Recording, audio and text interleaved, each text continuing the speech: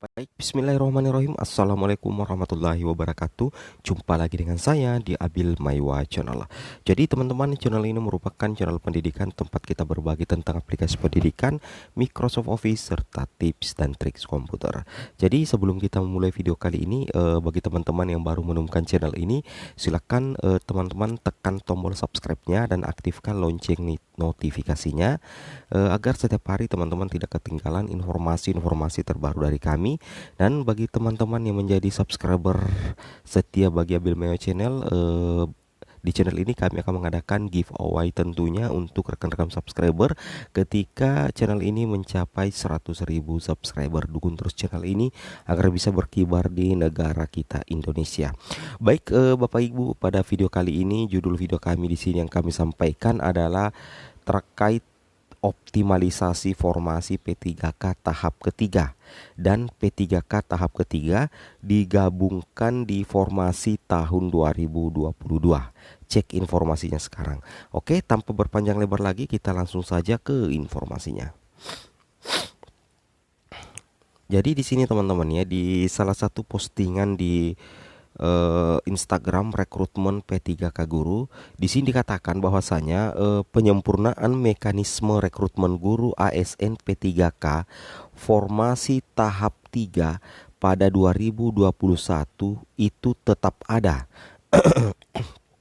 dan akan digabungkan dengan formasi tahun 2022.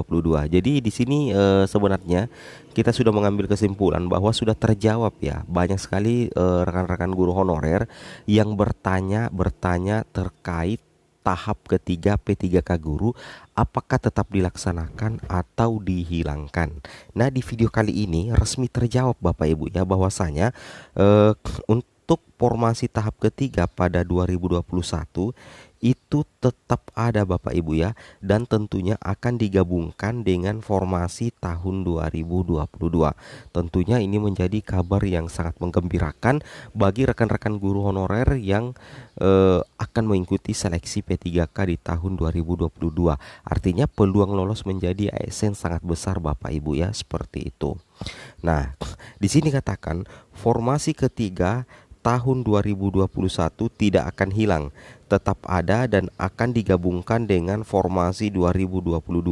Terang Dirjen GTK Bapak Iwan Syahril dalam rapat panja formasi guru P3K dengan anggota DPR Komisi 10 di gedung DPR MPR Jakarta pada Senin tanggal 11 bulan 4 tahun 2022.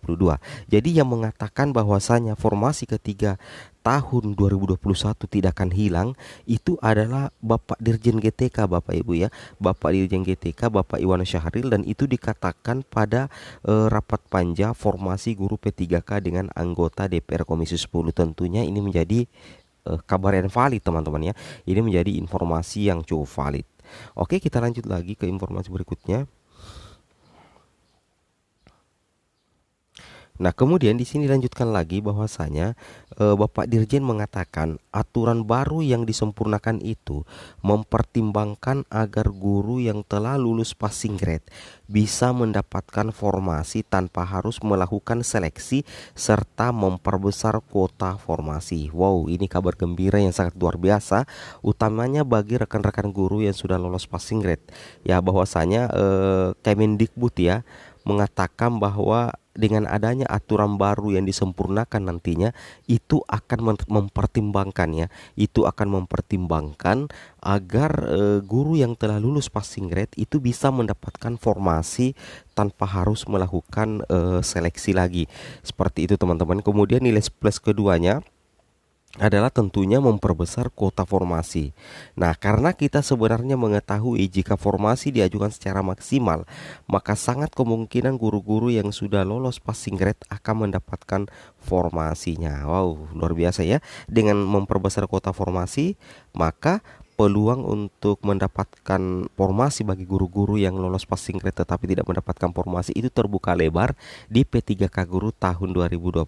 Wow, luar biasa sekali Bapak Ibu ya. Nah, kemudian kita lanjut lagi. Nah, sesuai dengan rapat RDP ya, di sini kami memiliki laporan singkat RDP Panja Formasi GTK P3K Komisi 10 DPR RI, bidang pendidikan, kebudayaan, riset dan teknologi, pemuda dan olahraga, pariwisata dan ekonomi kreatif, perpustakaan nasional. Nah, di sini kami sedikit eh, membahas ya yang berkait dengan tahap ketiga. Di sini diutarakan langsung melalui hasil laporan singkat hasil rapat RDP dari pihak BKN. Di sini mengatakan bahwa poin A, berdasar peraturan Menteri Pan-RB nomor 28 tahun 2021 tentang pengadaan P3K untuk jabatan fungsional guru pada instansi daerah tahun 2021 yang dapat melakukan pemilihan formasi untuk tahap ketiga adalah peserta yang tidak lulus pada seleksi kompetensi tahap 1 dan tahap 2 serta peserta yang tahap 1 dan tahap 2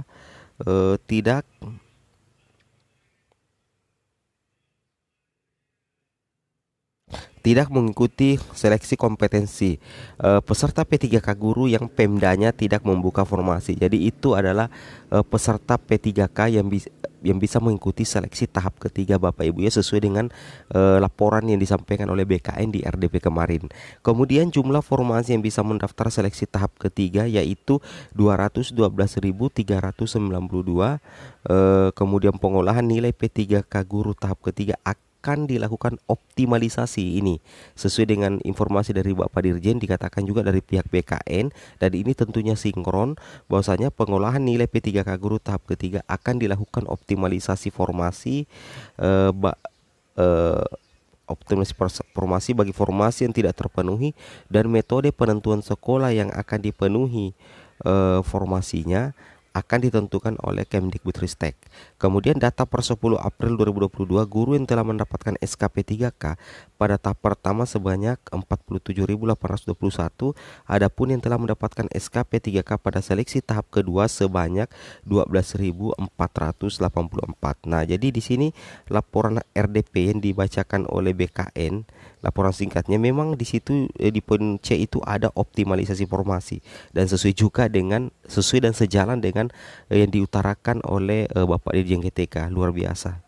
Ini tentunya menjadi kabar gembira Bapak Ibu, dan kita telusuri kembali terkait dengan optimalisasi formasi itu memang sudah tercantum di Peraturan Menteri Pendayagunaan Aparatur Negara dan Reformasi Birokrasi Republik Indonesia nomor 28 tahun 2021 tentang pengadaan pegawai pemerintah dengan perjanjian kerja untuk jabatan fungsional guru pada instansi daerah tahun 2021.